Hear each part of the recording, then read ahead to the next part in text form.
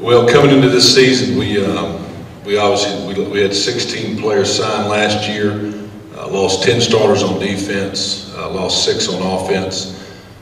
So we lost a good group, but we have a great group coming back. These two guys up here, seniors that have played since they were freshmen.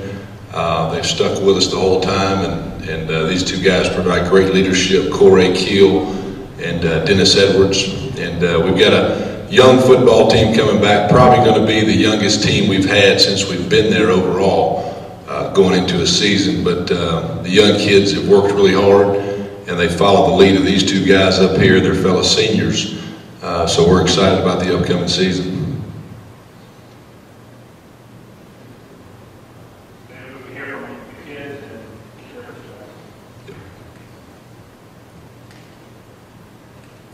This season, it's probably going to be one of the best seasons we had at South Gwinnett, just because of the younger guys we have. They're just more hungry. They're real hungry. They have something to prove. We have a lot to show the world. They're all great athletes. You know, South Gwinnett, we're just a strong program.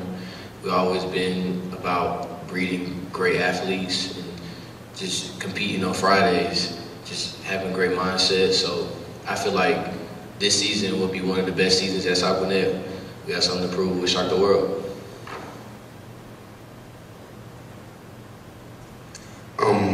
This upcoming season, it's going to be a lot different because, like you said, we will be really young. But I do feel that we'll keep the winning tradition going at South Gwinnett. And by being young, when we leave, it'll continue to go on, the winning tradition at South.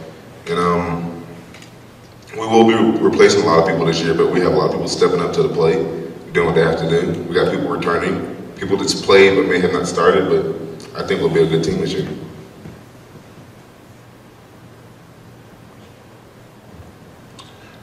Dennis, you've been a 4-year starter in Region 8 as a lineman.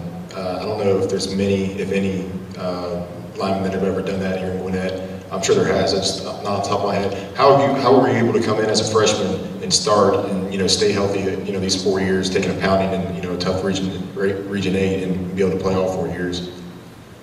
Well, Region 8 is a tough region to play in. Staying healthy is hard in Region 8 because, like you said, it's one of the toughest in the state, I believe.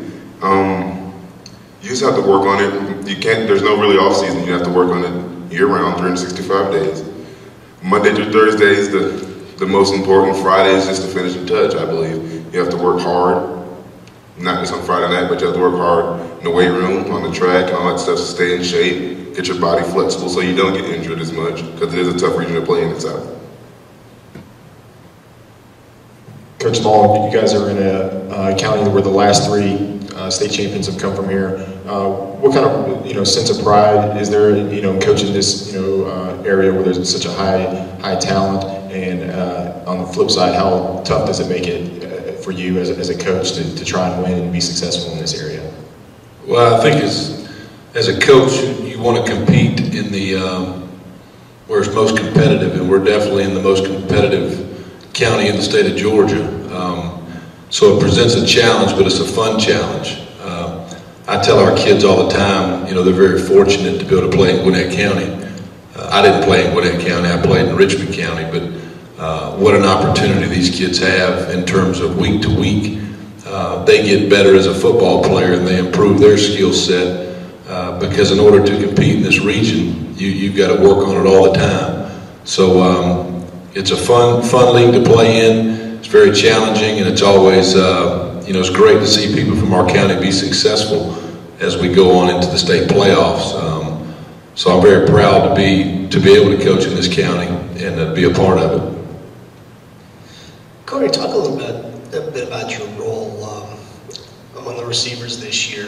Last year there was a very good depth in the receiver corps, a lot of choices there for a quarterback to make. This year you did a lot, probably a little bit more will be dependent on you to be more of a go-to guy. Talk about what you're doing to prepare for that. Yeah, we lost some great receivers this past season. But with me on being the veteran on the receiver corps, it's just my job to just get the other guys prepared. Just teach them the routes, just be like an extra coach to them. Just help them out, just let them know the game speed, let them know how the contact's going to be, that blocking is another phase of the game. Just trying to get them prepared to help us win on Fridays. Just trying to be that extra leader.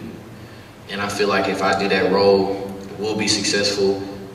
We'll all play a good role in helping us win on Friday nights and just helping us get closer to our goals at the end of the season. Corey, where do you stand with scholarship offers as far as any major ones you have and timetable on making a commitment? As of right now, I do have 13 offers.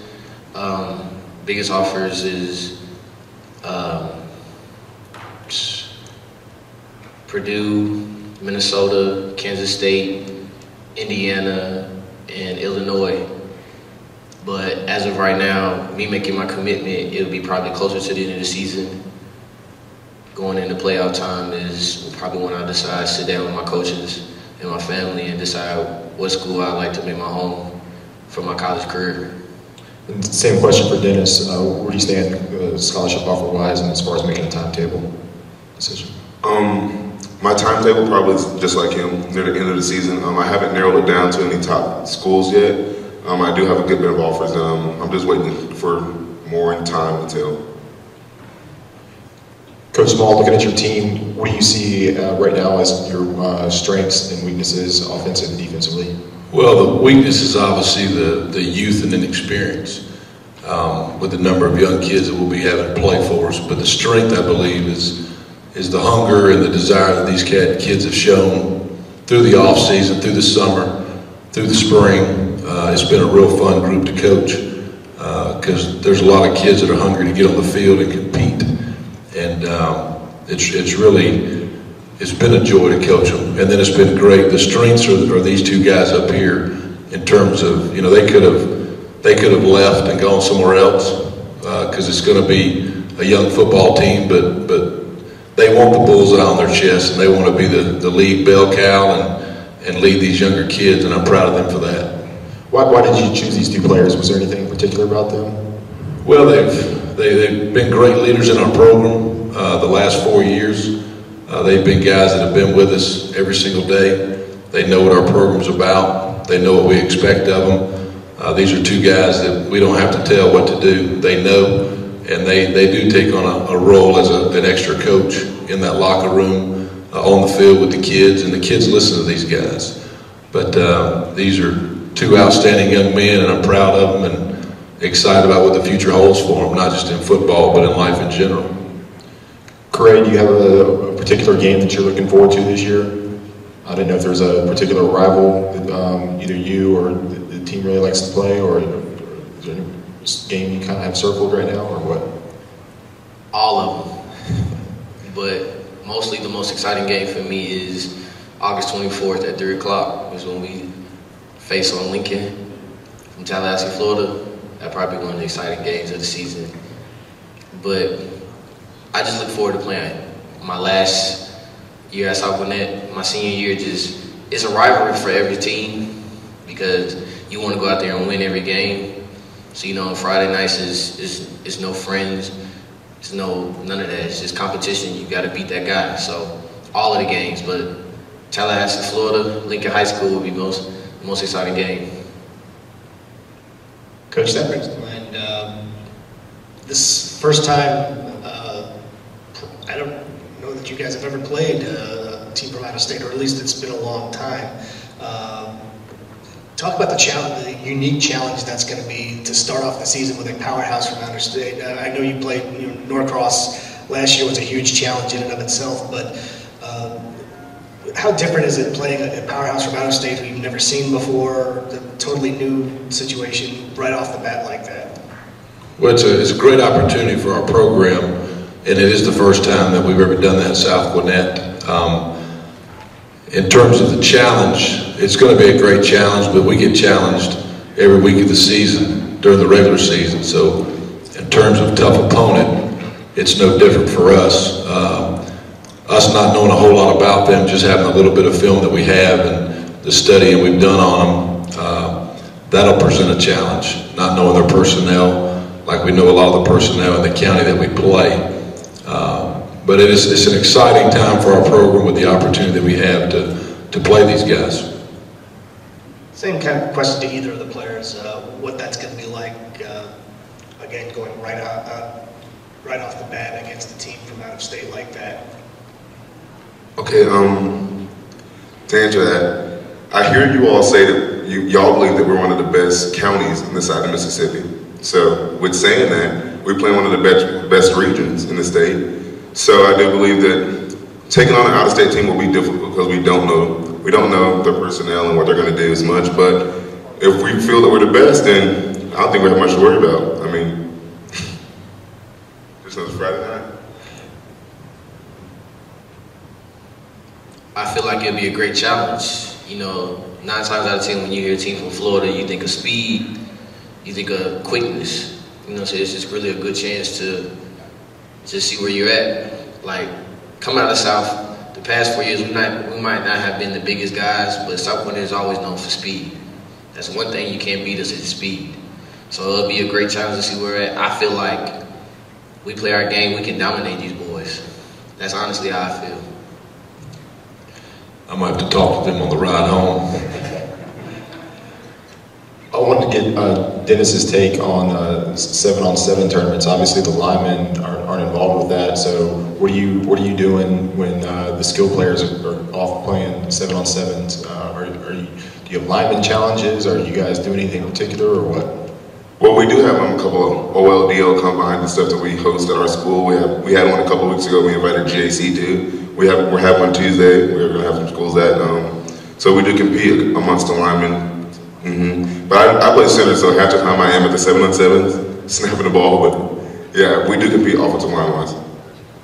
And then for Coach Small, what's your impressions of this? Gwinnett County Football Media Day that we're having today. You've been in the county a while. You've seen things grow. As far as the Touchdown Club Banquet, the golf tournament. Now we have this, the recruiting fair. I was just wondering if you could, touch on this and kind of, the things the Touchdown Club does to, help, spotlight these players. Well, it's, like I said, it's a pleasure and an honor to coach in this county.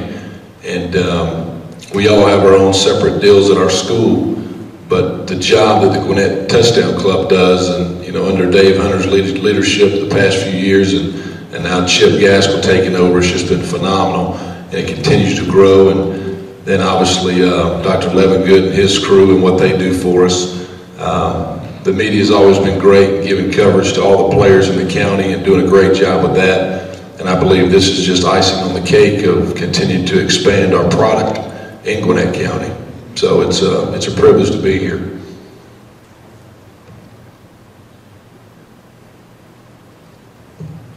Other than South Gwinnett, who's the favorite to win Region 8 this year?